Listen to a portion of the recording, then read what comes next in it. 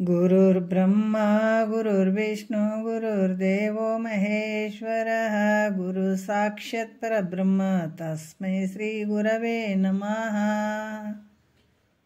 ಶ್ರೀ ಜಗದ್ಗುರು ಸಿದ್ಧಾರೂಢರ ಪಾದಕಮಲಗಳಿಗೂ ಶ್ರೋತ್ರಿಯ ಬ್ರಹ್ಮನಿಷ್ಠ ಸದ್ಗುರು ಬಸವಾನಂದರ ಪಾದಕಮಲಗಳಿಗೂ ಅವರ ಪ್ರತಿರೂಪದಂಥ ನಿಜಗುಣಪ್ಪನವರ ಪಾದಕಮಲಗಳಿಗೂ ನನ್ನ ದೀರ್ಘದಂಡ ಪ್ರಣಾಮಗಳನ್ನು ಸಲ್ಲಿಸುತ್ತಾ, ಎಲ್ಲ ಮಹಾತ್ಮರ ಪಾದಕಮಲಗಳಿಗೂ ನನ್ನ ದೀರ್ಘದಂಡ ಪ್ರಣಾಮಗಳನ್ನು ಸಲ್ಲಿಸುತ್ತಾ, ಮನದಲ್ಲಿ ಸ್ಮರಿಸಿಕೊಳ್ಳುತ್ತಾ, ತಮ್ಮೆಲ್ಲರಿಗೂ ವಂದಿಸುತ್ತಾ, ಇವತ್ತಿನ ಪರಮಾನುಭವದೆ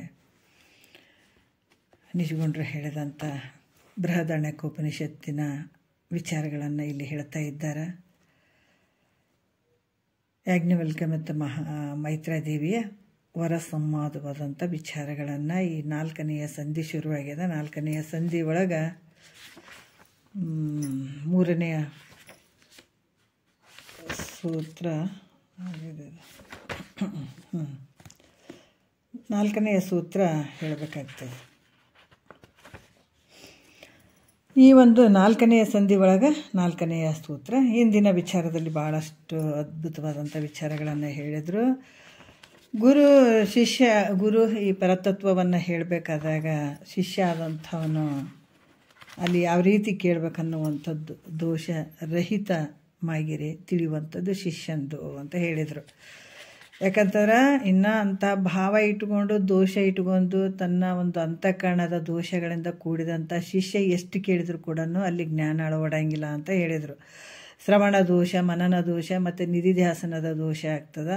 ನಾವು ಶ್ರವಣನ ಕೇಳ್ತಾ ಇದ್ದಾಗ ಯಾಕಂತಂದ್ರೆ ಆ ಶರೀರ ನೀನಲ್ಲ, ಇಂದ್ರಿಯಗಳು ನೀನಲ್ಲ ಅಂತ ಎಲ್ಲ ಹೇಳಿದಾಗ ಅದನ್ನು ಬಿಟ್ಕೊಳ್ಳುವಂಥದ್ದು ಶಿಷ್ಯನ ಒಂದು ವಿಚಾರ ಇರ್ತದೆ, ಆ ಕರ್ತವ್ಯ ಇರ್ತದೆ. ಬಟ್ ಅದನ್ನು ಬಿಟ್ಕೊಳ್ಳೋದೇ ಅವೆಲ್ಲ ಭಾವ, ಅದೇ ಭಾವ ಇನ್ನೂ ನಾನು ಶರೀರ ನಾನು ಅದೀನಿ ಅನ್ನುವಂಥ ಭಾವದಿಂದ ಕೂತ್ಕೊಂಡು ಎಷ್ಟು ಕೇಳಿದ್ರು ಕೂಡ ಅದು ಜ್ಞಾನ ಅಳವಡಂಗಿಲ್ಲ. ಅದು ಶ್ರವಣ ದೋಷ ಅಂತ ಹೇಳಿದರು.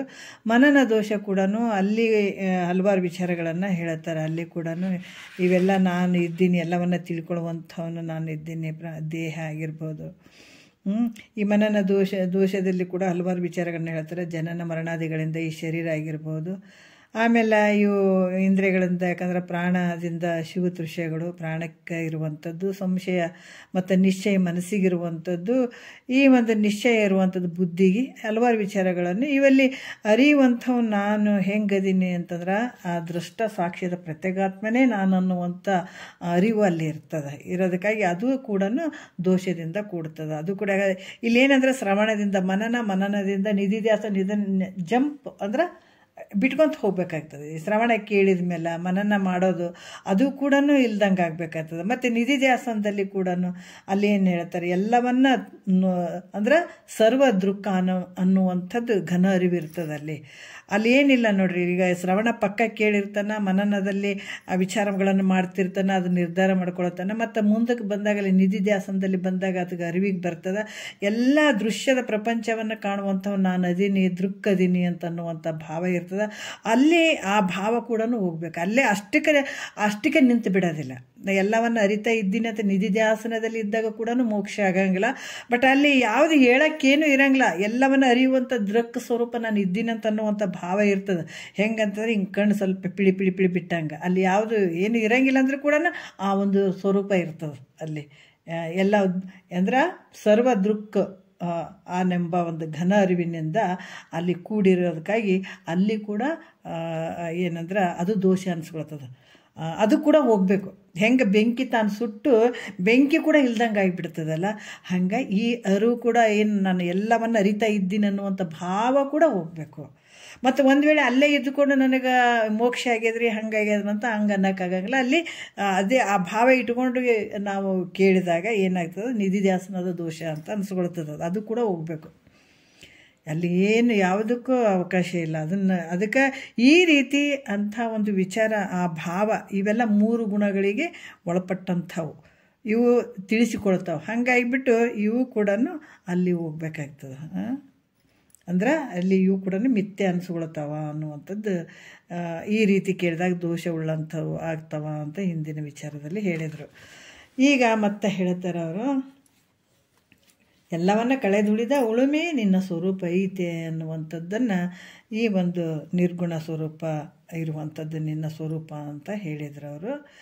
ಇಲ್ಲಿ ಮತ್ತೆ ಏನು ಹೇಳ್ತಾರ ಅಂತಂದ್ರೆ, ವಿರತಂಗೆ 4ನೇ ಸೂತ್ರದಲ್ಲಿ ಹೇಳ್ತಾರೆ ನೋಡ್ರಿ, ವಿರತಂಗೆ ಕರ್ಮರಹಿತವಾಗಿ ನಿಜವನ್ನು ಗುರು ಬೋಧಿಪುದು 4 ತೆರದಿಂದ ಅಂತ ಹೇಳಿದ್ದಾರೆ.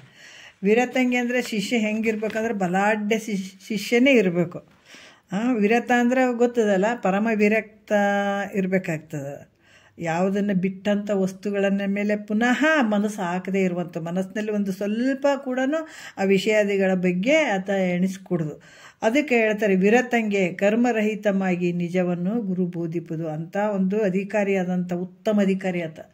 ಉತ್ತಮ ಅಧಿಕಾರಿ, ಮಧ್ಯಮ ಅಧಿಕಾರಿ, ಕನಿಷ್ಠ ಅಧಿಕಾರಿಗಳು ಅಂತ ಬರ್ತಾರೆ ಇಲ್ಲಿ. ಉತ್ತಮ ಅಧಿಕಾರಿ ಇಂಥ ಶಿಷ್ಯನನ್ನು ಕುರಿತು ಆತ ಹೆಂಗಂದ್ರೆ ಆತ್ಮನ ಸ್ವರೂಪ ಹೆಂಗದಂತಂದ್ರೆ ಅದು ಒಂದು ಈ ಘಟ ಪಟಾದಿಗಳು ಒಂದು ವಿಷಯ ತೋರ್ತವೆ, ವಿಷಯ ಆಗಿ ತೋರ್ತವೆ, ಒಂದಕ್ಕೆ ವಿಷಯ ಇರ್ತಾವೆ.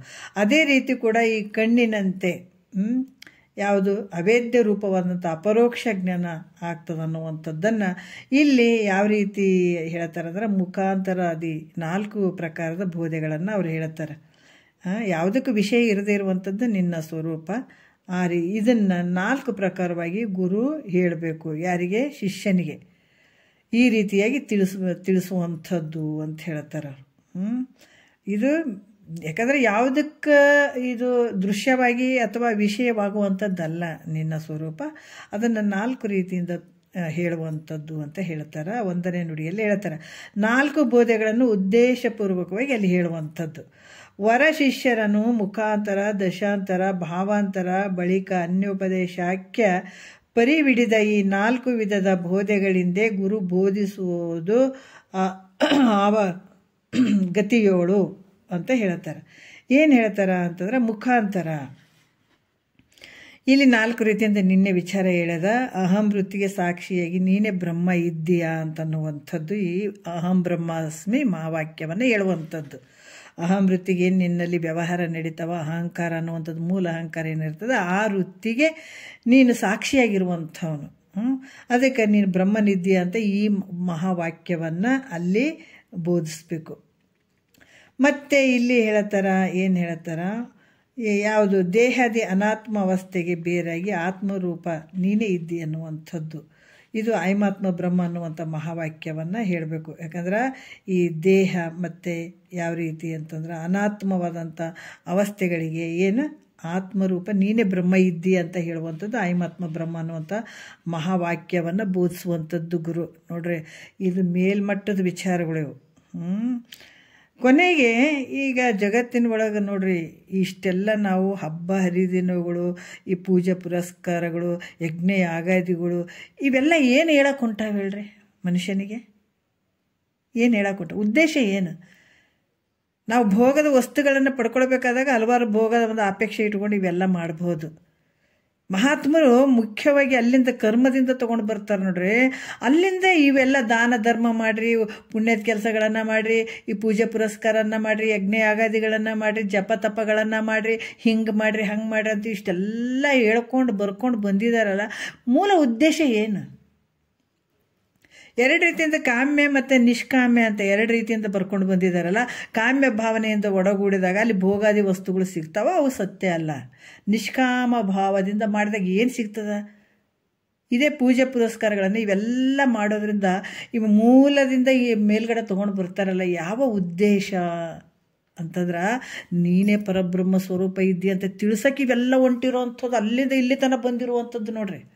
ಅಂದರೆ ನಾವೀಗ ಎಷ್ಟು ಮೆಟ್ಲು ಹತ್ತಿದ್ವಿ, ಮೇಲ್ಮಟ್ಟದ ವಿಚಾರ ಕೇಳಕತ್ತೀವಿ ಅಂದ್ರೆ ಅವರೆಲ್ಲ ಈಗ ಏನು ಕರ್ಮದಾಗ ಅದಾರ, ನಿಷ್ಕಾಮ ಕರ್ಮವನ್ನು ಮಾಡ್ತಾ ಇದ್ದಾರೆ, ಈಗ ದಾರಿ ಹಿಡ್ದಾರ ಅಂತ ತಿಳ್ಕೊಬೇಕು ನಾವು. ಆನಂದದ ಮಾರ್ಗಕ್ಕೆ ಅವರು ದಾರಿ ಹಿಡ್ದಾರ, ಇನ್ನೂ ಭಾಳ ದೂರ ಅದಾರ, ಇನ್ನು ಕರ್ಮದಾಗೆ ಅದಾರ ಅವ್ರು ಇನ್ನೂ. ಹೌದಲ್ಲ? ಹೇಳುವಂಥ ಮಹಾತ್ಮರು ಹೇಳುವಂಥ ಉದ್ದೇಶ ಏನು?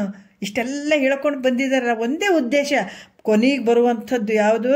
ನೀನೇ ಪರಮಾತ್ಮ, ನೀನೇ ಪರಬ್ರಹ್ಮ ಸ್ವರೂಪ ಇದ್ದೀಯಾ, ಆ ಸ್ವರೂಪದಲ್ಲೇ ನೀನಿದ್ದಾಗ ನೀನು ಮೋಕ್ಷ ಮುಕ್ತಿ ಅನ್ನುವಂಥದ್ದು ಹೇಳೋದಕ್ಕೆ ಇಷ್ಟೆಲ್ಲ ಬಂದವು ನೋಡ್ರಿ. ಅಷ್ಟು ಕರ್ಮದಿಂದ ಹಿಡ್ಕೊಂಡು ಇವೆಲ್ಲ ಬಂದಂಥದ್ದು ಉದ್ದೇಶ. ಇದೇ ಉದ್ದೇಶನೇ, ಇದನ್ನು ತಿಳಿಸೋಕ್ಕೆ. ಮತ್ತು ಅವ್ರು ಇನ್ನೂ ಲೈನ್ ಅದಾರಂತ ಪಾಳಿ ಎಚ್ಚರ ಅನ್ಬೇಕು. ಈಗ ನಾವು ಭಾಳ ವಿಶೇಷ ಕೆಲವೊಂದೊಂದು ವಿಚಾರಗಳು ಬರ್ತಾವೆ ನೆನಪಿಗೆ. ಭಾಳಷ್ಟು ಒಂದು ವಿಚಾರ ಹೇಳ್ಬೇಕಂತೀನಿ, ಬಟ್ ಅದು ಟೈಮ್ ನೋಡೋಣ ಅಂತೀನಿ. ಒಂದು ವಿಚಾರ, ನಾವು ಪುರಿ ಜಗನ್ನಾಥಕ್ಕೆ ಹೋದಾಗ ಭಗವಂತ ಕೂಡ ಯಾವ ರೂಪದಿಂದ ಹೆಂಗೆ ಕರ್ಸ್ಕೊಳತ್ತಾನಂತ ಹೇಳೋಕ್ಕೂ ಆಗಂಗಿಲ್ಲ. ಸ್ವಲ್ಪ ಸಮಯ ತೊಗೊಂಡು ಹೇಳಿಬಿಡ್ತೀನಿ ನಾನು. ಅಲ್ಲಿ ಹೋಗಿ ನಿಂತ್ಕೊಂಡಿವಿ. ಈ ಸ್ವಲ್ಪ ವರ್ಷಗಳ ಹಿಂದ್ಗಡೆ, ಒಂದು ಸ್ವಲ್ಪ ದಿವಸದ ಹಿಂದ್ಗಡೆನೆ, ಒಂದು ಸ್ವಲ್ಪ ವರ್ಷದ ಹಿಂದ್ಗಡೆ, 1 ವರ್ಷ 2 ವರ್ಷದ ಹಿಂದ್ಗಡೆನೆ ಪುರಿ ಜಗನ್ನಾಥಕ್ಕೆ ಹೋಗಿ ನಿಂತ್ಕೊಂಡಿದ್ದೀವಿ. 12 ಗಂಟೆ ಆಗಿತ್ತು ಟೈಮು. ನಾವು ಅಲ್ಲಿಂದ ಈ ಭುವನೇಶ್ವರದಿಂದ ಪುರಿ ಜಗನ್ನಾಥಕ್ಕೆ ಹೋಗ್ಬೇಕಾದ್ರೆ ಒಂದು 2-3 ತಾಸು ಆಗ್ತದೆ.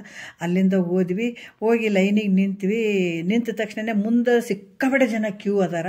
ಅದು 4 ಲೈನ್ ಇರುವಂಥದ್ದು, ಅಂಥ ದೊಡ್ಡ ಕ್ಯೂ ಅದು. ಹಿಂದ್ಗಡೆ ನಾವು ಹೋಗಿ ನಿಂತು ಒಂದು ಹಾಫ್ ಆನ್ ಅವರ್ದಾಗ ಸಿಕ್ಕಾಪಟ್ಟೆ ಜನ ಹಿಂದೆ ನಿಂತುಬಿಟ್ರು ಎಲ್ಲರೂ. ಭಾಳಷ್ಟು ಜನ ಬಂದಿದ್ದರು. ಭಾಳಷ್ಟು ದೊಡ್ಡ ಪ್ರಮಾಣದಾಗ ಇರ್ತದಲ್ಲಿ. ನಾವು ನಡುವೆ ನಿಂತ್ಕೊಂಡ್ಬಿಟ್ಟಿವಿ.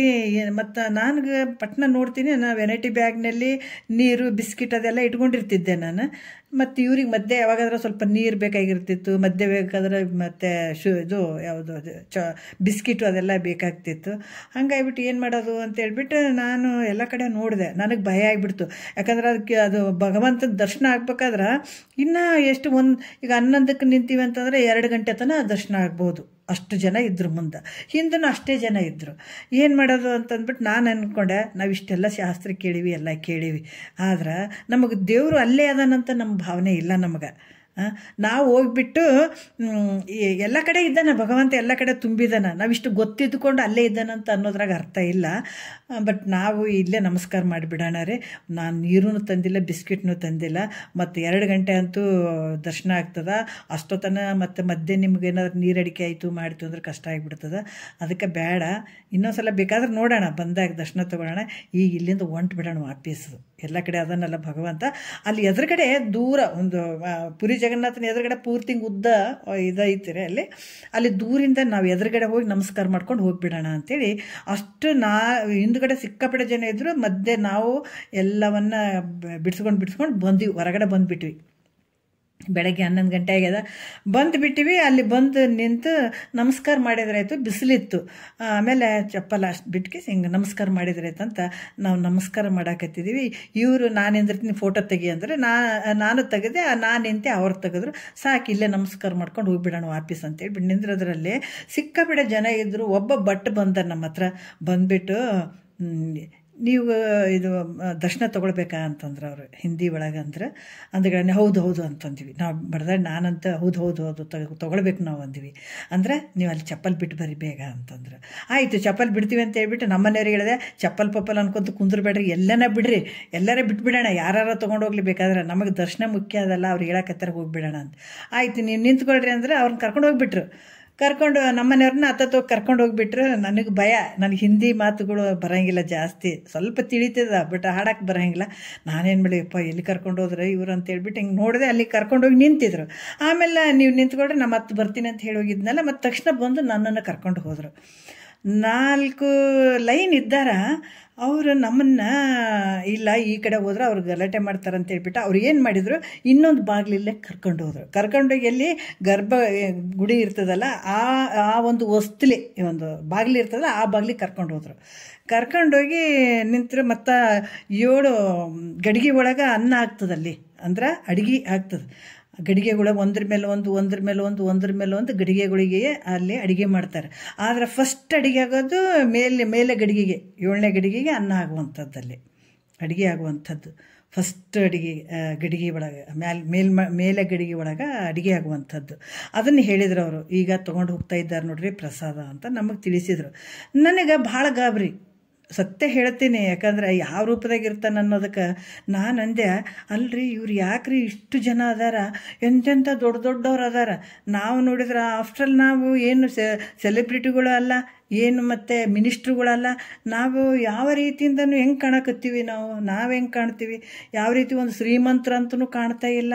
ಯಾವ ರೀತಿಯಿಂದ ಇಲ್ಲ. ಮತ್ತು ಯಾಕೆ ನಮ್ಮನ್ನು ಇಷ್ಟು ಸ್ಪೆಷಲಾಗಿ ಕರ್ಕೊಂಡು ಬಂದ ಅಂತ ಹೇಳ್ಬಿಟ್ಟು ನಾನು ಯೋಚನೆ ಮಾಡಿದೆ. ನಮ್ಮನೆಯವ್ರಿಗೆ ಹೇಳಿದೆ, ಅವ್ರು ಎಷ್ಟು ದುಡ್ಡು ಕೊಡೋಂತಾರ ಅಷ್ಟು ಕೊಟ್ಟುಬಿಡ್ರಿ, ದುಡ್ಡಿನ ಸಲುವಾಗಿ ಏನಾರು ಮಾಡ್ಯಾರ ಏನು. ಯಾಕಂದ್ರೆ ಎಂತೆಂಥ ಶ್ರೀಮಂತರು ಇದ್ದಾರೆ. 4 ಲೈನ್ ಅಂದಾಗ ನಾವು ಅರ್ಥ ಮಾಡ್ಕೊಳ್ಬೇಕು. ಮತ್ತು ಏನು ಮಾಡಿದ್ರು ಅವರು, ನಮ್ಮನ್ನು ಕರ್ಕೊಂಡೋಗಿ ಆ ಗರ್ಭಗುಡಿ ಒಳಗಡೆ ಆ ಲೈನ್ ಒಳಗೆ ನಿಂದಿರ್ಸಿದಾಗ ಅಲ್ಲಿ ಯಾರೇನಿಲ್ಲ. ಅದು ಹೆಂಗಂದ್ರೆ 4 ಲೈನ್ ಒಳಗೆ ಈ ಗರ್ಭಗುಡಿ ಒಳಗೆ ದೇವ್ರನ್ನ ನಾವು ಏನು ದೇವ್ರನ್ನ ಏನು ನೋಡ್ತೀವಲ್ಲ ಆ ಲೈನಿಗೆ ನಿಲ್ಲಿಸಿದ್ರು, ನಮಗೆ ಎದುರುಗಡೆನೇ ಕಾಣಲಿ ಅಂತ ಹೇಳಿಬಿಟ್ಟು. ಮತ್ತು ಇನ್ನೊಬ್ಬ ಭಟ್ಟ ಅಲ್ಲಿ ಸೇರಿಬಿಟ್ಟು ಈ ಕಡೆ ಇನ್ನೂ 3 ಲೈನ್ ಇತ್ತಲ್ಲ, ನಮ್ಮದೊಂದು ಲೈನ್ ಹಿಂಗೆ ನಡು ಹಿಂಗೆ ನಮ್ಮ ಬಾಜು ಇನ್ನೊಂದು, ನಮ್ಮ ಬಾಜು ಇನ್ನೊಂದು, ನಮ್ಮ ಬಾಜು ಹಿಂಗೆ ಈ ಲೈನ್ಗಳು, ಈ ಥರ ಅಡ್ಡ ಲೈನ್ಗಳು. ಆಮೇಲೆ ನಮಗೇನು ಮಾಡಿದ್ರು, ಅವ್ರ ಮಧ್ಯೆ ನಿಂತ್ಕೊಂಡು ನಮಗೆ ಯಾರು ಟಚ್ ಮಾಡಬಾರ್ದು ಅಂತ ಇಬ್ಬರು ಕೈ ಹಿಡ್ಕೊಂಡು ನಿಂತ್ಕೊಂಡ್ರು. ನಮ್ಗೆ ಇನ್ನೂ ಗಾಬರಿ ಆಯಿತು, ಯಾಕೆ ಹಿಂಗೆ ಮಾಡಕತ್ತಾರಿಯಪ್ಪ, ಇದೇನು ನಾವು ಹೆಂಗೆ ಕಾಣಕತ್ತೀವಿ ಅಂತ ನನಗಂತೂ ಫುಲ್ ಗಾಬರಿ. ಆಮೇಲೆ ನಿಂತರು. ಆಮೇಲೆ ಒಳಗಡೆ ಹೋದ್ವಿ, ಗರ್ಭಗುಡಿ ಒಳಗೆ ಕಣ್ಣಾಗ ನೀರು ಬಂದು ನನಗಂತೂ ನಿಜವಾಗಿ ಏನಪ್ಪ ನಿನ್ನ ಲೀಲೆ ಅಂತ. ನಮ್ಮನ್ನು ಮತ್ತೆ ಒಳಗೆ ಕರ್ಕೊಂಡು ಹೋಗಿ ಅವ್ರೇನು ಹೇಳಿದ್ರು, ಅಲ್ಲಿ ದುಡ್ಡು ಕೇಳ್ತಾರೆ ಬಹಳ, ನೀವು ಯಾವುದಕ್ಕೆ ಕೊಡಬಾರ್ದು ಅಂದರು, ಕೊಡಬೇಡ್ರಿ ಅಂತಂದರು. ಮತ್ತು ನಮ್ಮನ್ನು ಅಲ್ಲಿ ತನಕ ಇಬ್ಬರು ಕರ್ಕೊಂಡು ಹೋಗಿದ್ದಾರೆ. ಇಬ್ಬರು ಕರ್ಕೊಂಡು ಭಟ್ರು ಹಿಂಗೆ ಕೈ ಹಿಡ್ಕೊಂಡು ನಮ್ಗೆ ಯಾರು ಒತ್ತಬಾರ್ದು, ತೊಂದರೆ ಕೊಡಬಾರ್ದು ಅನ್ನೋ ರೀತಿಲಿಂದ ನಮ್ಮನ್ನು ಕರ್ಕೊಂಡೋಗಿ ಅಲ್ಲಿ ನಮಸ್ಕಾರ ಮಾಡ್ಬೇಕಂತೇಳಿ. ಮತ್ತು ಈ ಪುರಿ ಜಗನ್ನಾಥ ಮೂರ್ತಿಗಳು ಅದಾವಲ್ಲ, ಅಲ್ಲಿ ಹೋಗಿ ನಿಂತು ನಮಸ್ಕಾರ ಮಾಡಿದ್ವಿ. ಬಟ್ ಅಲ್ಲಿ ಪಾದುಕೆಗಳಿದ್ದವು. ಅವ್ರೇನು ಮಾಡಿದ್ರು, ನಮ್ಮಿಬ್ಬರು ತಲೆ ತೊಗೊಂಡು ಆ ಪಾದುಕೆಗೆ ಹಿಂಗೆ ಟಚ್ ಮಾಡಿರಿ ಅಂತೇಳಿ ನಮ್ಮನ್ನು ಅವರೇ ಬಗ್ಸಿದ್ರು. ಆಮೇಲೆ ನಮಸ್ಕಾರ ಮಾಡಿದ್ವಿ. ಆಮೇಲೆ ಅವ್ರು ಹೇಳಿ, ಮತ್ತು ನಮಗಂತೂ ಪೂರ್ತಿ ಗಾಬರಿ ಇತ್ತು ನನಗೆ. ನಾವು ನೋಡ್ರಿ, ಅವ್ರು ಏನೇ ಕೇಳಿದ್ರು ಕೊಡಬೇಕು. ನನಗಂತೂ ಭಾಳಷ್ಟು ಗಾಬರಿ ಅನ್ಸಕತ್ತದ.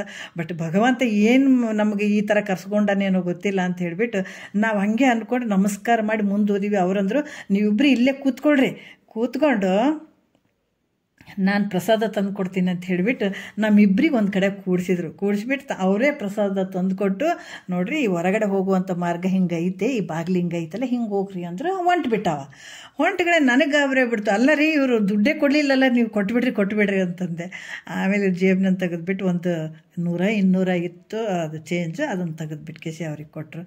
ಬಂದ್ವಿ. ನಿಜವಾಗಿ ಯಾಕೆ ಹೇಳೋದಕ್ಕೆ ಅಂತಂದ್ರೆ, ಬೇಗ ನಮ್ಗೆ ದರ್ಶನ ಆಗ್ತದೇನೋ ಅಂತಂದ್ರೆ ಭಗವಂತನ ಭಾಳಷ್ಟು ಹಿಂದಕ್ಕೆ ಇರ್ತದೆ, ಮುಂದಕ್ಕೆ ಇರ್ತದೆ. ಇದು ಯಾಕೆ ಈ ವಿಷಯ ಬಂತಂದ್ರೆ, ಎಲ್ಲ ಮೂಲ ಉದ್ದೇಶ ಏನಂದ್ರೆ ಆನಂದಕ್ಕೆ ಹೋಗುವಂಥದ್ದೇ ಹೇಳುವಂಥದ್ದು. ಅದಕ್ಕೆ ಅವರೆಲ್ಲರೂ ಈಗ ಬರ್ತಾರೆ, ನಿಷ್ಕಾಮ ಕರ್ಮಗಳನ್ನು ಮಾಡಾಕತ್ತಾರೆ, ಏನಿಲ್ಲ ಭಕ್ತಿ ಮಾಡಾಕತ್ತಾರೆ, ಉಪಾಸನೆ ಮಾಡಾಕತ್ತಾರೆ ಅಂದ್ರೆ ಅವ್ರು ಎಲ್ಲಿಗೆ ಬರಬೇಕು? ಈ ನಮ್ಮ ಲೈನಿಗೆ ಬರಬೇಕು. ಈಗೇನು ನಾವು ಮಾಡ್ತಾ ಇದ್ವಲ್ಲ ಇದೇ ಲೈನಿಗೆ ಬರಬೇಕು ಅವರು. ಅದಕ್ಕೆ ಈಗ ನಾವು ಭಾಳ ಮುಂದದೀವಿ, ಈಗ ಮೇಲ್ಮಟ್ಟದಾಗ ಅದೀವಿ. ಯಾಕಂದ್ರೆ ಈ ವಿಚಾರ ಕೇಳಕತ್ತೀವಿ ಅಂದ್ರೆ ಅವರೆಲ್ಲರೂ ಇನ್ನೂ ಭಾಳ ದಿವಸ ಆಗ್ತದೆ ಬರೋದಕ್ಕೆ. ಹೇಳುವಂಥದ್ದು ಮುಖ್ಯ ಉದ್ದೇಶ ಇದನ್ನೇ, ಆನಂದಕ್ಕೆ ಬರುವಂಥದ್ದು, ನಿನ್ನ ಸ್ವರೂಪವನ್ನು ತಿಳ್ಕೊ ಅನ್ನುವಂಥದ್ದು ವಿಚಾರಕ್ಕೆ ಅಷ್ಟ ಆ ಭಾವಗಳನ್ನು ಅಲ್ಲಿಂದ ತೊಗೊಂಡು ಬರುವಂಥದ್ದು ಇಲ್ಲೇ ಮಠ ನೋಡ್ರಿ. ಅದಕ್ಕೆ ಈ ರೀತಿಯಾಗಿ ಹೇಳುವಂಥ ಉದ್ದೇಶ ಇದನ್ನು ಗುರುಗಳು ನೋಡ್ರಿ ಮೇಲ್ಮಟ್ಟದ ವಿಚಾರ ಹೇಳ್ತಾರೆ. ನೀನೇ ಆ ಸ್ವರೂಪ ಇದ್ದೀಯಾ, ಪರಬ್ರಹ್ಮ ಸ್ವರೂಪ ನೀನೇ ಇದ್ದೀಯಾ ಅನ್ನುವಂಥದ್ದು ಇಲ್ಲಿ ಕೂಡ ಹೇಳ್ತಾರೆ. ಯಾವ ರೀತಿ ಅಂತಂದ್ರೆ ಆಯ್ಮಾತ್ಮ ಬ್ರಹ್ಮ ಅನ್ನುವಂಥ ಮಹಾವಾಕ್ಯವನ್ನು ಹೇಳುವಂಥದ್ದು. ಇಲ್ಲಿ ಕೂಡ ಏನು ಹೇಳ್ತಾರೆ, ದೇಹಾದಿ ಅನಾತ್ಮ ವರ್ಗಗಳಿಗೆ ಏನದ, ನೀ ಬೇರೆ ಆಗಿರುವಂಥ ಆತ್ಮ ಸ್ವರೂಪ ನೀನಿದಿ ಅನ್ನುವಂಥದ್ದು, ನೀನೇ ಬ್ರಹ್ಮ ಇದಿ.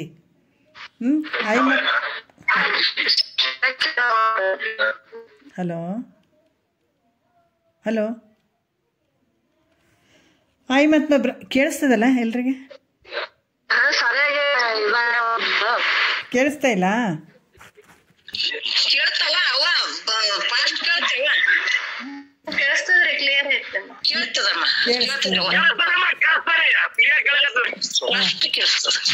ಆಯ್ತಾಯ್ತು.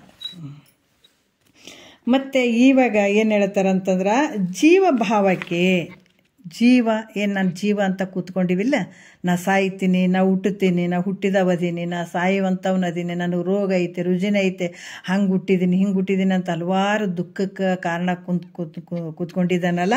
ಈ ಒಂದು ಜೀವ ಭಾವಕ್ಕೆ ಭಿನ್ನವಾಗಿ ನೀನು ಹೆಂಗಿದೆ, ಪರಮಾತ್ಮನ ಸ್ವರೂಪ ಇದೆ.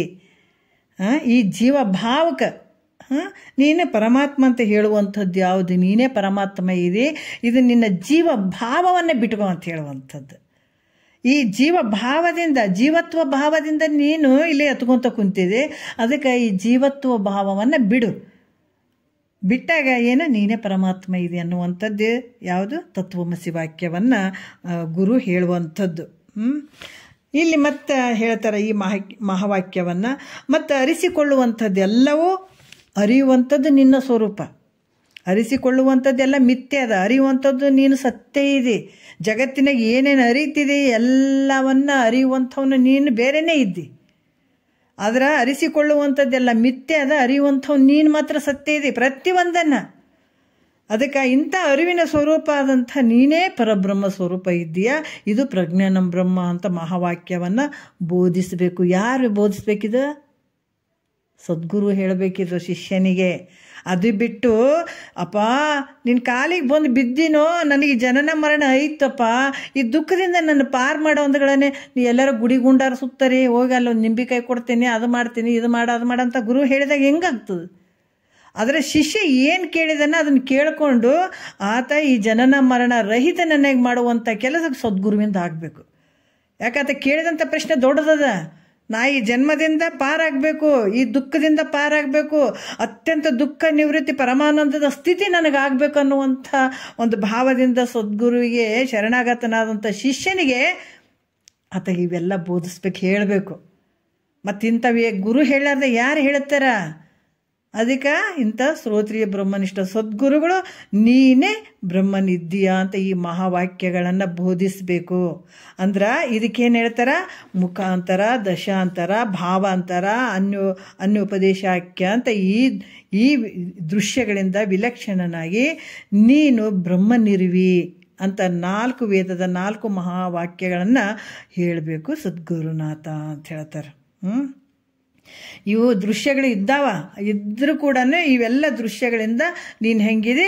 ವಿಲಕ್ಷಣನಾಗಿರುವಂಥ ನೀನು ಬ್ರಹ್ಮನ ಸ್ವರೂಪನೇ ಇದ್ದೀಯಾ ಅಂತ ಈ ಮಹಾವಾಕ್ಯಗಳನ್ನು ಗುರು ಬೋಧಿಸ್ಬೇಕು ಅಂತ ಹೇಳ್ತಾರೆ ಅವರು. ಮತ್ತೀಗ 2ನೇ ನುಡಿಯಲ್ಲಿ ಹೇಳ್ತಾರೆ ಮುಖಾಂತರ ಬೋಧೆ ಅಂದ್ರೆ ಏನು, ಅದ್ರ ಬಗ್ಗೆ ಹೇಳ್ತಾರೆ. ಮುಖಾಂತರ ಬೋಧೆ ಮೊದಲನೆಯದ್ದು. ಈಗ 4 ರೀತಿಯಿಂದ ಹೇಳ್ಬೇಕಂದ್ರು ಮುಖಾಂತರ, ದಶಾಂತರ, ಭಾವಾಂತರ, ಅನ್ಯೋಪದೇಶಾಖ್ಯ ಅಂತ ಹೇಳಿದ್ರು ಅವರು. ಈ ಮುಖಾಂತರ ಬೋಧೆ ಬಗ್ಗೆ ಹೇಳ್ತಾರೆ. ಏನು ಹೇಳ್ತಾರೆ ನೋಡೋಣ 2ನೇ ನುಡಿಯಲ್ಲಿ. ಪ್ರಿಯತಮೇ ಕೇಳ್ ಬ್ರಹ್ಮ ವಿಷಯಮಾಗಿರ್ಪ ಸತ್ಕ್ರಿಯೇನೆ ಮಾಡಲು ಅಲಸದಿರೆಂಬ ನಿಯತದಿ ಈ ಬೋಧೆ ಮುಖಾಂತರಬಹುದು ನಿಷ್ಕ್ರಿಯನು ಅದ್ವಯನು ಆತ್ಮ ನೀನದರಿಂದ. ನೋಡ್ರಿ, ಪ್ರಿಯತಮೆ ಅಂದ್ರೆ ಅತ್ಯಧಿಕವಾದಂಥ ಪ್ರೀತಿಗೆ ಪಾತ್ರಳಾದಂಥ. ಯಾಕಂದ್ರೆ ಗುರುಗಳಿಗೆ ಬೇರೆದವರು ಯಾರು ಪ್ರೀತಿಗೆ ಪಾತ್ರರಾಗಂಗಿಲ್ಲ. ಗುರುಗಳ ಪ್ರೀತಿಗೆ ಪಾತ್ರರಾಗೋರು ಯಾರಂದ್ರೆ ಈ ಭೂಮಿಗೆ ಬಂದಿದ್ದೀನಲ್ಲ ನಾನು ಯಾರು ಇದ್ದೀನಿ ಅಂತ ತಿಳ್ಕೊಳ್ಳುವಂಥ ಮಾತು. ಮೊನ್ನೆ ಮಲ್ಲಮ್ಮ ಹೇಳಿದರು. ಏನು ಹೇಳಿದ್ರು? ಗುರುವಿನ ಹತ್ರ ಹೋಗ್ಬಿಟ್ಟು ಅಪ್ಪ ನನಗೇನು ಬೇಡಪ್ಪ, ಅದು ಬೇಡ ಇದು ಬೇಡ, ನನಗೆ ಮತ್ತೆ ಹುಟ್ಟಿ ಬರಬಾರ್ದು ನೋಡಪ್ಪ ಅಂಥದನ್ನು ನನಗೆ ಹೇಳಂತ ಹೇಳಿದ್ರಲ್ಲ. ಆ ರೀತಿ ಇದ್ದವ್ರಿಗೆ ಗುರುಗಳಿಗೆ ಭಾಳ ಅತ್ಯಧಿಕ ಪ್ರೀತಿ ಉಳ್ಳಂಥ ಶಿಷ್ಯರುಗಳು ಆಗಿಬಿಡ್ತಾರೆ. ಯಾಕಂದ್ರೆ ದೊಡ್ಡ ಪ್ರಶ್ನೆ ಅದು. ಮನುಷ್ಯ ಹುಟ್ಟಿ ಬಂದದಕ್ಕೆ ಬರುವಂಥ ಪ್ರಶ್ನೆ ಅದು. ಅವ್ರು ಏನು ಹೇಳಿದಾರೆ? ನಾವು ಇವತ್ತು ಯಾವುದು ಎಲ್ಲರ ಕೇಳಿದ್ದೀವಿ, ಮನುಜ ಕುಲ ಜನನದ ಲಾಭ ಹೌದು. ಯಾರು ಹೇಳಿದ್ದಾರೆ ಹೇಳ್ರಿ ನಮಗೆ ಈ ಮಾತು? ಯಾರು ಹೇಳಿದ್ದಾರೆ? ಮನುಜ ಕುಲ ಜನನದ ಲಾಭ ಹೌದು, ಆರು ನಾನೆಂದು ವಿಚಾರಿಸು ಅಂತ ಹೇಳಿದಾರ. ತಳುವುದೇ ಮಾಡ್ಪದಾವುದು ಭವಾರಣ. ತಡ ಮಾಡದೆ ಮಾಡ್ಕೊಡ್ರಿ ಅಂದ್ರೆ ನಮ್ಮ ಅಪ್ಪ ಅಮ್ಮವ್ರು ಏನು ಹೇಳ್ತಾರ? ತಡ ಮಾಡದೆ ಒಂದು ಮದುವೆ ಆಗಪ್ಪ, ಒಂದು 4 ಮಕ್ಕಳಾಗಲಿ, ಒಂದು 4 ಮನೆ ಮಾಡ್ಕೋ, ಒಂದಿಷ್ಟು ಗಾಡಿ ಮಾಡ್ಕೋ, ಜಮ್ಮತ್ತ ತಿರುಗಾಡೋ ಅಂತಾರೆ ಅಲ್ಲ. ಇಂಥವೇ ಎಲ್ಲರೂ ಬೋಧನೆ ಮಾಡುವಂಥದ್ದು. ಎಲ್ಲ ಕಡೆ ನೋಡಿದ್ರೆ ಇಂಥವ ಹೇಳುವಂಥವ್ರು. ಆದ್ರೆ ತಳುವುದೇ ಮಾಡ್ಪದಾವುದು ಮುಖ್ಯವಾಗಿರುವಂಥ ಪ್ರಶ್ನೆ ನೋಡ್ರಿ. ತಡ ಮಾಡದೆ ಮಾಡ್ಕೊಳ್ಳುವಂಥ ಕೆಲಸ ಯಾವುದು ಅಂದ್ರೆ ಭವಾರಣ. ಎಂಥ ಒಂದು ಅದ್ಭುತವಾಗಿ ನಾವು ಇಷ್ಟು ದಿವಸ ಸುಮ್ಮನೆ ಆಯುಷ್ಯವನ್ನು ಕಳ್ಕೊಂಡ್ಬಿಟ್ಟಿವಲ್ಲ ಅನಿಸ್ಬಿಡ್ತದೆ ಕೇಳಿದರೆ. ತಡ ಮಾಡದೆ ಇದು ಬಿಟ್ಟು ಬಿಡಬೇಡ, ಈ ಶರೀರ ಹಂಗೆ ಬಿಡಬೇಡ, ಇದನ್ನು ಹಾಳು ಮಾಡ್ಕೋಬೇಡ. ಬಂದುಬಿಟ್ಟದ ಈಗ ಒಂದು ಚಾನ್ಸ್ ಸಿಕ್ಬಿಟ್ಟದ ನಿನಗೆ, ಮಾಡು. ತಳುವುದೇ ಮಾಡ್ಪದಾವುದು ಭವಾರಣ. ಮನುಜ ಕುಲ ನಾವು ಯಾವ್ದ್ಯಾವ್ದ್ರಾಗ ಲಾಭ ಹುಡ್ಕಕತ್ತೀವ್ರಿ? ಶರೀರವನ್ನು ಅನ್ಯಾಯವಾಗಿ ಹಾಳು ಮಾಡಿಕೊಂಡು ಯಾವ್ದ್ಯಾವ್ದಕ್ಕೆ ಬಳಸ್ಕೊಂಡು ಅನ್ಯಾಯವಾಗಿ ಹಾಳು ಮಾಡ್ಕೋತೀವಲ್ಲ. ಮಹಾತ್ಮರು ಹೇಳ್ತಾರ ಮನುಜ ಕುಲ ಜನನದ ಲಾಭ ಹೌದು, ಆರು ನಾನೆಂದು ವಿಚಾರಿಸು, ನಾನು ಯಾರಿದ್ದೀನಂತ ತಿಳ್ಕೋ.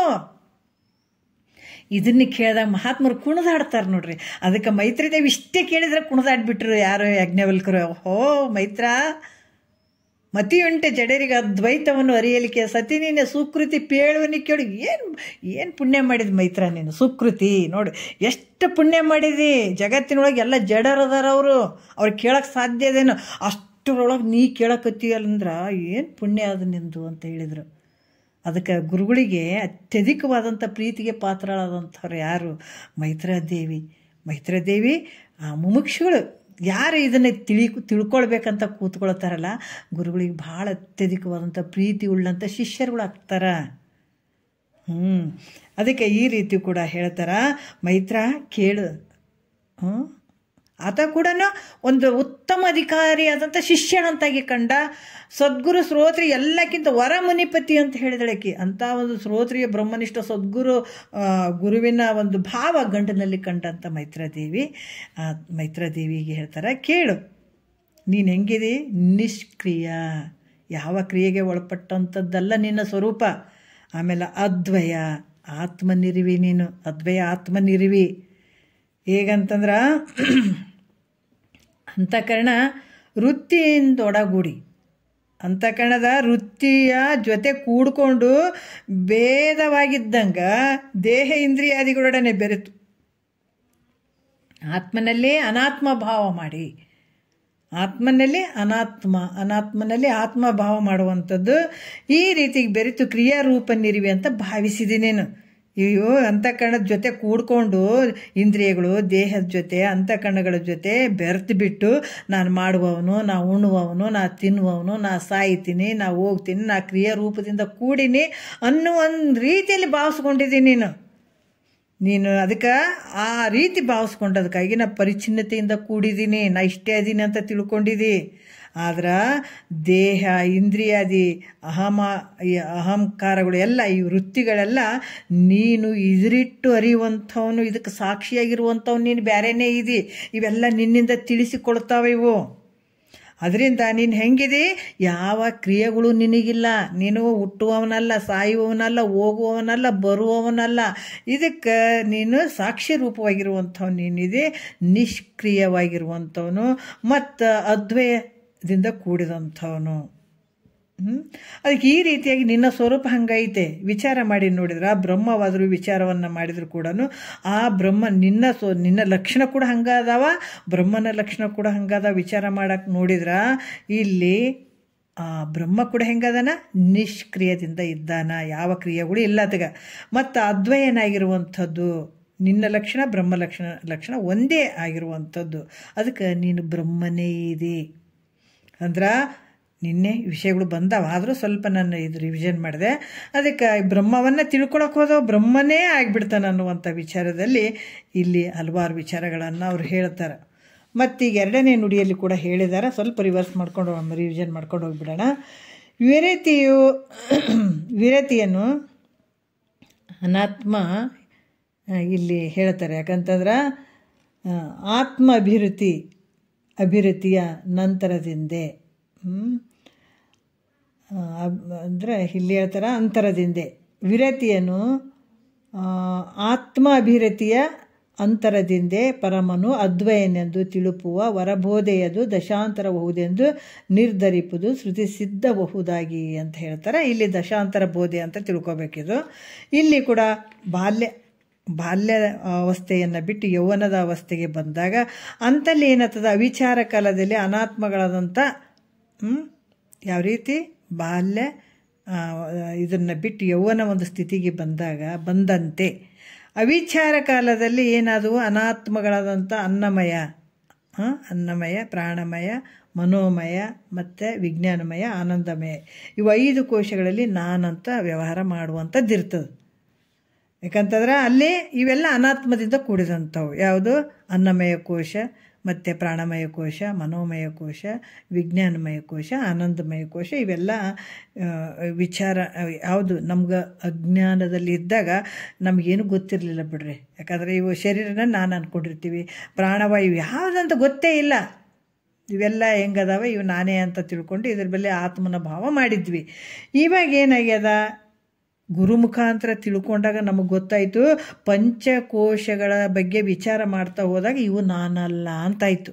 ಯಾಕಂದ್ರೆ ಶರೀರವನ್ನು ನಾನೇ ತಿಳ್ಕೊಳ್ತೀನಿ, ಮನಸ್ಸನ್ನು ನಾನೇ ತಿಳ್ಕೊತೀನಿ, ಬುದ್ಧಿಯನ್ನು ನಾನೇ ತಿಳ್ಕೊತೀನಿ, ಪ್ರಾಣವಾಯುವನ್ನು ನಾನೇ ತಿಳ್ಕೊತೀನಿ, ಆನಂದವನ್ನು ಕೂಡ ನಾನೇ ತಿಳ್ಕೊತೀನಿ. ಅಂದರೆ ಇವುಗಳು ನಾನಾಗಂಗಿಲ್ಲ ಅನ್ನುವಂಥದ್ದು ಭಾವ ಬಂತು. ಇವುಗಳಿಗೆ ಸಾಕ್ಷಿಯಾಗಿರುವಂಥವ್ನು ನಾನ್ಯಾರು ಪ್ರತ್ಯೇಕಾತ್ಮನೇ ನಾನಿದ್ದೀನಂತ ಅನುಭವಕ್ಕೂ ಬರ್ತದಲ್ಲಿ. ಅದಕ್ಕೆ ಈ ಕಾಲಕ್ಕೆ ಅನಾತ್ಮ ದಶೆಯಿಂದ ಬಿಟ್ಟು ನೋಡ್ರಿ, ಅದಕ್ಕೆ ಬಾಲ್ಯವು ಯೌವನಕ್ಕೆ ಹೆಂಗೆ ಬರ್ತದೆ ಅದರಂಗ ಅನಾತ್ಮವಾದಂಥದ್ದನ್ನು ಆತ್ಮ ಅನ್ಕೊಂಡು ಭಾವ ಮಾಡಿರ್ತದಲ್ಲ, ಯಾವಾಗ ಆತ ಸ್ವಲ್ಪ ದೊಡ್ಡವಾದ ಯೌವನ ಸ್ಥಳಕ್ಕೆ ಬಂದ ಅಲ್ಲಿ ಬಾಲ್ಯ ಅವಸ್ಥೆ ಹೋಯಿತು, ಯೌವನ ಅವಸ್ಥೆ ಬಂತು. ಅದೇ ರೀತಿ ಕೂಡ ಇವು ನಾನಲ್ಲ ಅಂತ ತಿಳಿದಾಗ ಆ ಅವಸ್ಥೆ ಹೋಗಿ ಬಿಟ್ಟು ಆತ್ಮದಶೆಗೆ ಬರ್ತಾನೆ. ಅಂದ್ರೆ ಆತ್ಮನನ್ನು ವಿಚಾರ ಮಾಡುವಂಥದ್ದು ಆತ್ಮದಕ್ಕೆ ಬರ್ತಾನೆ. ಇವಕ್ಕೆಲ್ಲ ಸಾಕ್ಷಿ ಸ್ವರೂಪವಾಗಿ ನಾನು ಇದ್ದೀನಿ ಅನ್ನುವಂಥ ಭಾವ ಬಂದಾಗ ಅನಂತರ ಈ ದೇಹದಲ್ಲಿ ಸಾಕ್ಷಿಯಾದ ನೀನೇ ಪರಮಾತ್ಮನಿರುವೆ. ಅಂದರೆ ಈ ದೇಹದಲ್ಲಿರುವಂಥದ್ದು ಇದಕ್ಕೆಲ್ಲ ಸಾಕ್ಷಿ ನಡೆಯುವಂಥದ್ದು ಐತಲ್ಲ, ಇದು ಪುರ ಅಂತ ಹೇಳ್ತಾರೆ. ದೇಹ ಅನ್ನುವಂಥ ಪುರ ಈ ಅನ್ನಮಯ ಕೋಶ, ಪ್ರಾಣಮಯ ಕೋಶ, ಮನೋಮಯ ಕೋಶ, ವಿಜ್ಞಾನಮಯ ಕೋಶ, ಆನಂದಮಯ ಕೋಶ, ಇವು ಎಲ್ಲವಕ್ಕೂ ಏನದ ಸಾಕ್ಷಿ ರೂಪವಾಗಿ ನಾನು ಬೇರೆನೇ ಇದ್ದೀನಿ. ಅಂದರೆ ಪರಮಾತ್ಮನ ಸ್ವರೂಪನೇ ನಾನಿದ್ದೀನಿ ಅನ್ನುವಂಥದ್ದು ಆಯ್ಮಾತ್ಮ ಬ್ರಹ್ಮ.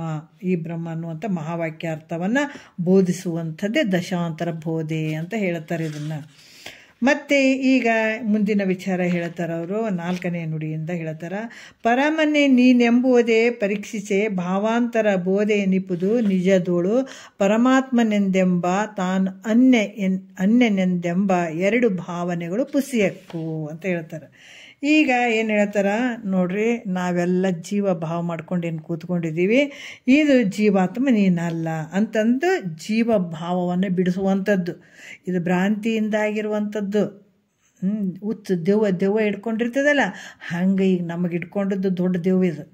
ಈಗ ಸಣ್ಣ ಪುಟ್ಟ ದೆವ್ವಗಳನ್ನು ಆ ದೇವ್ರು ಹೇಳೋರಲ್ಲಿ ಅಲ್ಲಿ ಕರ್ಕೊಂಡು ಹೋದ್ರೆ ಅವ್ರು ಏನಾದ್ರು ಚಾಚು ಅಂತ ಹೇಳ್ಬಿಟ್ಟು ದೆವ್ವಗಳನ್ನು ಬಿಡಿಸ್ತಾರೆ. ಆದರೆ ಚಾಚುಕ್ಕೆ ಹೋಗ್ಲಾರ್ದಂಥ ದೆವ್ವ ನಮಗೈತೆ. ಇದು ಬಲಾಢ್ಯ ಗುರುನೇ ಬೇಕು. ಇದಕ್ಕೆ ಬಡ್ದು ಬಿಡ್ಸಾಕ ಭಾಳ ಗಟ್ಟಿ ಬಲಾಢ್ಯ ಗುರುನೇ ಬೇಕು ಇದಕ್ಕೆ. ಈ ಭಾವ ಹೋಗ್ಬೇಕಾದ್ರೆ ಸಾಮಾನ್ಯ ಅಲ್ಲಿದು. ಅದಕ್ಕೆ ಇದು ದೊಡ್ಡ ಹುಚ್ಚು, ಇದು ದೊಡ್ಡ ದೆವ್ವ ಇದು. ಇಲ್ಲಿ ಕೂಡ ಈ ಜೀವ ಭಾವ ಅನ್ನುವಂಥದ್ದು ಏನು ಇದು ಹೋಗ್ಬೇಕಾಗಿತ್ತಂದ್ರೆ ಪರಮಾತ್ಮ ಭಾವವನ್ನು ಉಂಟು ಮಾಡಿಸುವಂಥದ್ದು. ಪರಮಾತ್ಮ ಭಾವವನ್ನು ಉಂಟು ಮಾಡುವಂಥ ಜೀವ ಭಾವವನ್ನು ತೆಗೆದು ಪರಮಾತ್ಮ ನೀನೇ ಅನ್ನುವಂಥ ಭಾವವನ್ನು ಇಲ್ಲಿ ಹೇಳುವಂಥದ್ದು ಭಾವಾಂತರ ಬೋಧೆ ಅಂತ ಕೂಡ ಹೇಳ್ತಾರೆ. ಇಲ್ಲಿ ಏನು ಹೇಳ್ತಾರೆ, ಪರಮನೇ ನೀನೆಂಬುದೇ. ಮೊದಲು ಅಜ್ಞಾನ ಅವಸ್ಥೆಯಲ್ಲಿ ಅನಾತ್ಮವಾದ ಅಹಂಕಾರದಲ್ಲಿ ತಾಧ್ಯಾತ್ಮ ಉಳ್ಳವನಾಗಿರ್ತಾನೆ, ಅಧ್ಯಾಸ ಉಳ್ಳವನಾಗಿರ್ತಾನೆ. ಮೊದಲು ಹೆಂಗೆ ಇರ್ತಾನಂದ್ರೆ ಪರಮನ್ನೆಂಬುದು ಪರೀಕ್ಷಿಸೆ ಭಾವಾಂತರ ಬೋಧೆ ಎನಿಪುದು ನಿಜದೋಳು. ಇಲ್ಲಿ ಏನು ಹೇಳ್ತಾರಪ್ಪ ಅಂತಂದ್ರೆ, ಈ ಅಜ್ಞಾನ ಅವಸ್ಥೆಯಲ್ಲಿ ಅನಾತ್ಮವಾದಂಥ ಅಹಂಕಾರಗಳಲ್ಲಿ ತಾಧ್ಯಾತ್ಮ ಭಾವ ಉಳ್ಳವನಾಗಿ ಆತ ಭ್ರಾಂತಿಯಾಗಿರ್ತದತ್ತೀಗ.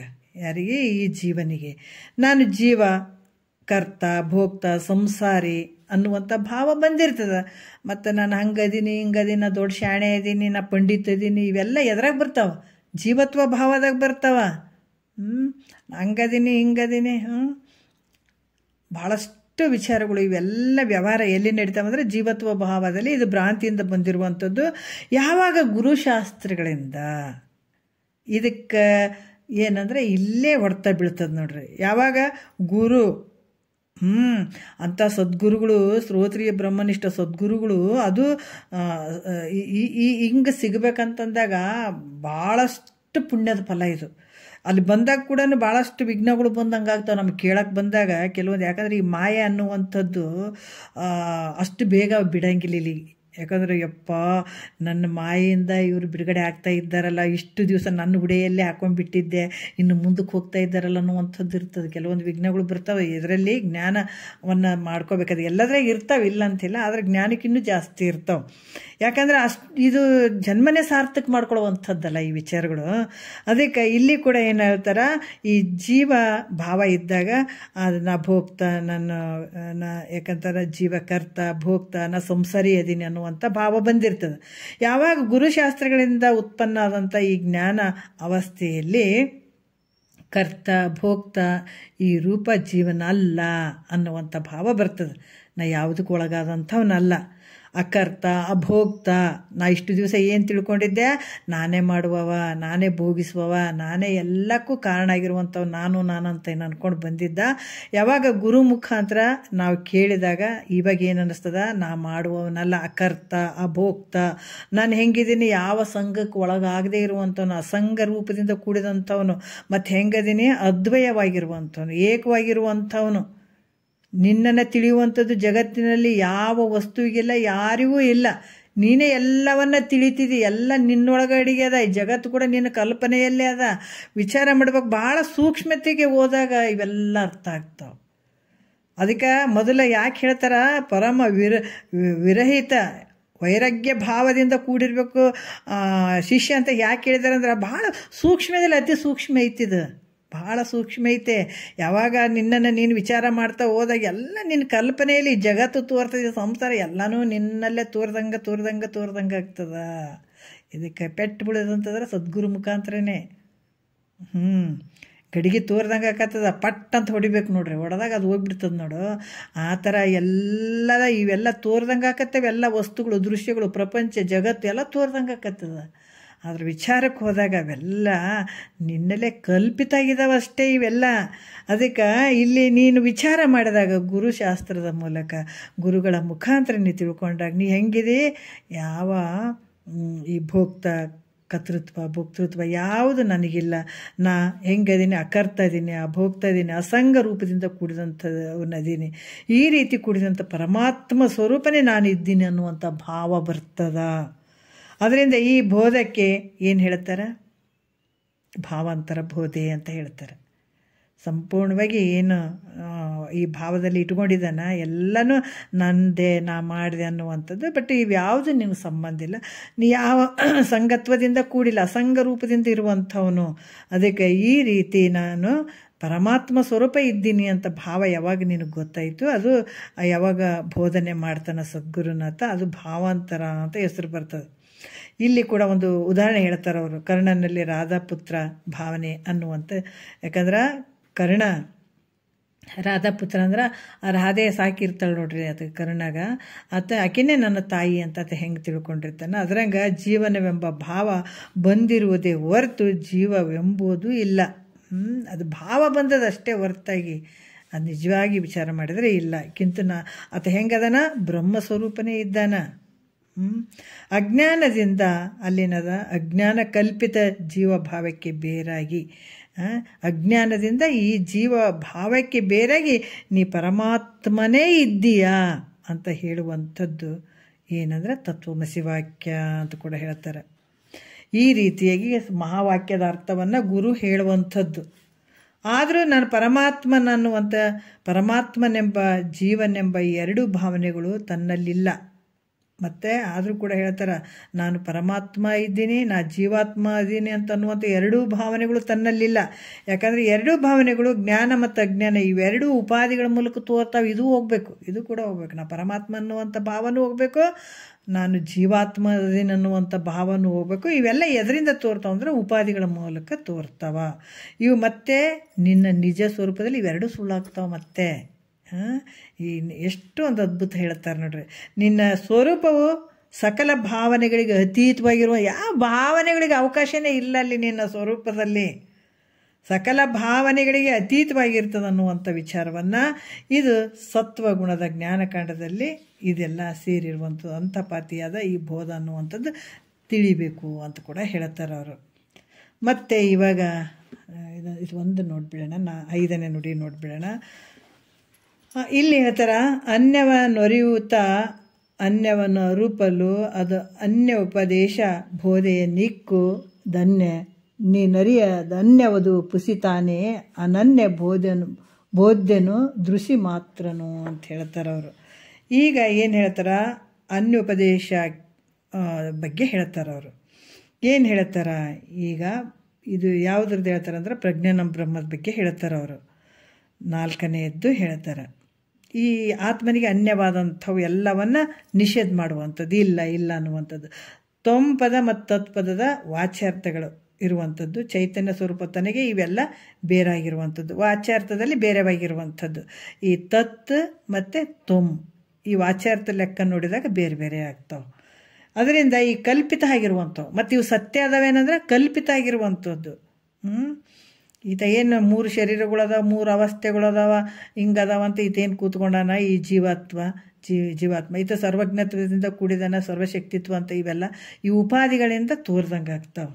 ವಿಚಾರ ಮಾಡಿದ್ರೆ ಇವು ಕೂಡ ಕಲ್ಪಿತದಾವ. ಈ ಕಲ್ಪಿತ ವಸ್ತುವಿಗೆ ಅಧಿಷ್ಠಾನವಾಗಿರುವಂಥದ್ದು ಯಾರು?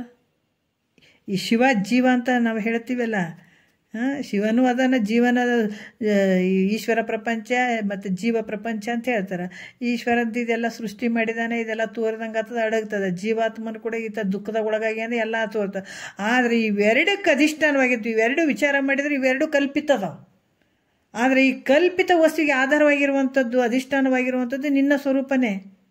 ಅದರಿಂದ ಈ ವಾಚ್ಯಾರ್ಥಗಳ ಲಕ್ಷ್ಯ ರೂಪ ಅಖಂಡ, ಯಾಕಂದ್ರೆ ವಾಚ್ಯಾರ್ಥಗಳು ಇವೆಲ್ಲ ವಾಚ್ಯಾರ್ಥ ರೂಪವನ್ನು ಬಿಟ್ಟು ಲಕ್ಷ್ಯ ರೂಪ ಅಖಂಡ ಚೈತನ್ಯ ರೂಪ ಅಧಿಷ್ಠಾನದಲ್ಲೂ ಕಲ್ಪಿತಗಳು ಆಗಿದ್ದರಿಂದ, ಯಾಕಂದ್ರೆ ಇವು ವಿಚಾರ ಮಾಡಿ ನೋಡಿದಾಗ ಇವು ಕಲ್ಪಿತವಾಗಿರುವಂಥವು. ಇವು ವಾಚ್ಯಾರ್ಥಗಳು.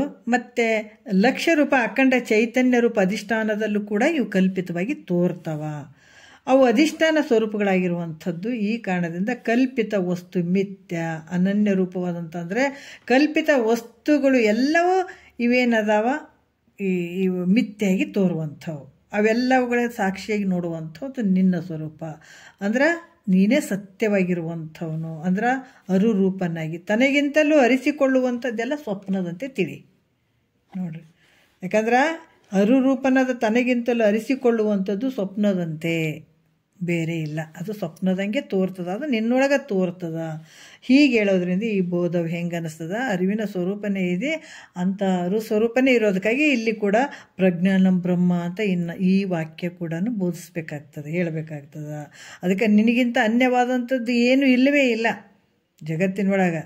ಏನು ಇದೆಲ್ಲ ತೋರ್ತದೆ, ಇದು ಯಾವುದು ನಿನ್ನೊಳಗೆ ತೋರ್ದಂಗೆ ಆಗ್ತದೆ, ಆದರೆ ಅದು ಕಲ್ಪನೆ ಅಷ್ಟೇ ಹೊರತಾಗಿ ಇದು ಯಾವುದು ಸತ್ಯ ಅಲ್ಲ ಅಂತ ಈ ರೀತಿಯಾಗಿ ಬೋಧ ಮಾಡುವಂಥದ್ದು ಪ್ರಜ್ಞಾನ ಬ್ರಹ್ಮ ವಾಕ್ಯದ ಅರ್ಥವನ್ನು ಹೇಳುವಂಥದ್ದು ಸದ್ಗುರುನಾಥ. ಇದು ಅನ್ಯವೆಲ್ಲವೂ ತನ್ನ ಸ್ವರೂಪವಾಗಿ ಬೋಧಿಸುವುದರಿಂದ ಇದು ಅನ್ಯವೆಲ್ಲವೂ ಏನು ಕಾಣಿಸ್ತವ ಅವೆಲ್ಲ ನಿನ್ನ ಸ್ವರೂಪನೇ, ನಿನ್ನೊಳಗೆ ತೋರ್ತವಂದ್ರೆ ನಿನ್ನ ಸ್ವರೂಪನೇ, ನಿನ್ನ ಬಿಟ್ಟು ಅನ್ಯ ಅಂತ ಇಲ್ಲಲ್ಲ. ಕನಸು ಎಲ್ಲ ನಿನ್ನೊಳಗೆ ತೋರ್ತಂದ್ರೆ ನಿನ್ನ ಬಿಟ್ಟು ಏನಾರ ವಸ್ತು ಅದಾವೇನು? ಕನಸಿನೊಳಗೆ ಕಾರ್ ಕಾಣ್ತದ, ದೊಡ್ಡ ಬಂಗ್ಲೆ ಕಾಣ್ತದ, ಸಮುದ್ರ ಕಾಣ್ತದ, ಬೆಟ್ಟಗಳು ಕಾಣ್ತಾವ, ಎಲ್ಲ ನಿನ್ನ ಬಿಟ್ಟು ಹೊರಗಾಗ್ಯಾವ ನಾವು ಇಲ್ಲಲ್ಲ. ಅವೆಲ್ಲಷ್ಟು ನಿನ್ನೊಳಗೆ ತೋರ್ತಾವಂದ್ರೆ ನಿನ್ನ ಸ್ವರೂಪದೇ ಅವು, ನಿನ್ನೊಳಗೆ ತೋರುವಂಥವಲ್ಲ. ಅದ್ರಾಗ ಈ ಒಂದು ಅನ್ಯವೆಲ್ಲವೂ ತನ್ನ ಸ್ವರೂಪವಾಗಿ ಇರುವಂಥದ್ದು ಅಂತ ಈ ರೀತಿ ಬೋಧಿಸುವಂಥದ್ದಕ್ಕೆ ಏನು ಹೇಳ್ತಾರೆ, ಈ ಬೋಧಕ ಅನ್ಯ ಉಪದೇಶಕ್ಯ ಅಂತ ಕೂಡ ಹೆಸರನ್ನು ಹೇಳ್ತಾರೆ. ಈ ವಿಚಾರಕ್ಕೆ ಹೇಳ್ತಾರೆ. ಈ ರೀತಿಯಿಂದ 4 ರೀತಿಯಿಂದ ಸದ್ಗುರುನಾಥ ಎಂಥತ್ಗ ಉತ್ತಮ ಅಧಿಕಾರಿಗೆ ಇವೇ ವಿಚಾರಗಳನ್ನೇ ಹೇಳಬೇಕತ್ತ. ಮತ್ತು ಬೇರೆ ದಾರಿ ತಪ್ಪಿಸೋ ಕೆಲಸ ಮಾಡಬಾರ್ದು. ಗುರು ಅದಕ್ಕೆ ಇದು ಸತ್ಯಾನುಭವ. ಸದ್ಗುರು ಅಂತ ನಾವು ಎಲ್ಲರೂ ಇಟ್ಕೊಂಡ್ಬಿಡ್ತಾರೆ. ಸದ್ಗುರು ಅಂದ್ರೆ ಯಾರು? ಸತ್ಯ ವಸ್ತುವನ್ನು ತಿಳಿಸಬೇಕದು. ಇದು ಮಿಥ್ಯೆ ಐತಪ್ಪ, ಇದು ಸತ್ಯ ಐತೆ, ಇದನ್ನ ಹಿಡ್ಕೊಂಡು ಜನ್ಮ ಸಾರ್ಥಕ ಮಾಡ್ಕೊಂಬಿಡು ಅಂತ ಹೇಳ್ಬೇಕತ್ತ. ಅದಕ್ಕೆ ಈ ರೀತಿಯಾಗಿ ಶಿಷ್ಯನಿಗೆ ಎಂಥ ಶಿಷ್ಯ, ಉತ್ತಮ ಶಿಷ್ಯ ಇರಬೇಕು, ಉತ್ತಮ ಅಧಿಕಾರಿ ಇರಬೇಕು. ಮತ್ತು ಎಲ್ಲರಿಗೆ ಹೇಳ್ತೀನಿ ಬರ್ರಿ ಅಂದ್ರೆ ಅವಕ್ಕೆ ಅರ್ಥನೂ ಆಗಂಗಿಲ್ಲ, ಕೇಳೋಕ್ಕೂ ಆಗಂಗಿಲ್ಲ. ಅಂಥವು ಕೇಳೋಕ್ಕೂ ಒಂದು ಚೂರು ಉಸಿರು ಬೇಡ ಅಂತ ಹೇಳಿದ್ದಾರೆ. ಅನಾಧಿಕಾರಿಗಳು ಮುಂದೆ ಒಂದು ಚೂರು ಉಸಿರಂಗಿಲ್ಲ. ಇದು ಅಂಥವದಾವ ಇವು. ಉತ್ತಮ ಅಧಿಕಾರಿ ಇದ್ದಂದ್ರೆ ಈ ರೀತಿ ಬೋಧಿಸ 4 ಮಹಾವಾಕ್ಯಗಳನ್ನು ನೀನು ಬೋಧನೆ ಮಾಡು ಉತ್ತಮ ಅಧಿಕಾರಿಗೆ ಅಂತ ಹೇಳ್ತಾರೆ. ಈ ರೀತಿಯಾಗಿ ಅಥವಾ ಒಂದೊಂದು ಆಯಾಮ ರೀತಿಯಿಂದ ತಿಳಿಸ್ಕೊಂತ ಹೋಗು ಅಂದರೆ ಗೊತ್ತಾಗ್ತದೆ. ಈ ರೀತಿಯಾಗಿ ತಿಳಿಸ್ಲೇಬೇಕು ಶಿಷ್ಯನಿಗೆ ಅಂತ ಹೇಳ್ತಾರೆ ಅವರು. ಮತ್ತು ಇವು ಹೇಳಿದಾಗ ಮತ್ತು ಈ 4 ರೀತಿಯಿಂದ ಹೇಳಿದ್ರಲ್ಲ, ಮುಂದೆ ಅದು ಯಾವ ರೀತಿ ಇವೇನು ಸತ್ಯ ಅದವೋ ಏನು ಭ್ರಾಂತಿಯಿಂದ ಕೂಡಿದವೋ ಇವು ಹೆಂಗಾಗ್ತಾವೆ ಮತ್ತು ಮುಂದೆ ಅನ್ನುವಂಥದ್ದು ಮತ್ತು ನಾಳೆ ವಿಚಾರದಲ್ಲಿ ಇವೇ ವಿಚಾರಗಳನ್ನು ಹೇಳ್ತಾರೆ. ಈ ರೀತಿ ಬೋಧಿಸಿದ್ದು ಕೂಡ ಅದು ಸತ್ಯ ಐತನ ಆತ್ಮನಲ್ಲಿ ಅನ್ನುವಂಥದ್ದನ್ನು, ಅದಕ್ಕೆ ಮತ್ತು ಇದು ಯಾವ ರೀತಿ ಕೆಲಸ ಮಾಡ್ತಾವ ಶಿಷ್ಯನಲ್ಲಿ, ಯಾವ ರೀತಿ ತೊಗೊಳ್ಬೇಕು ಅನ್ನುವಂಥದ್ದನ್ನು ಮುಂದಿನ ವಿಚಾರದಲ್ಲಿ ಭಾಳ ಅದ್ಭುತವಾಗಿ ಹೇಳ್ತಾರೆ. ಮತ್ತೆ ನೋಡೋಣ ನಾಳೆ. ಒಂದೆರಡು ಮತ್ತು ಗುರುಗಳ ಪಾದಕ್ಕೆ ಅರ್ಪಿಸಿ ಹರ ಓಂ.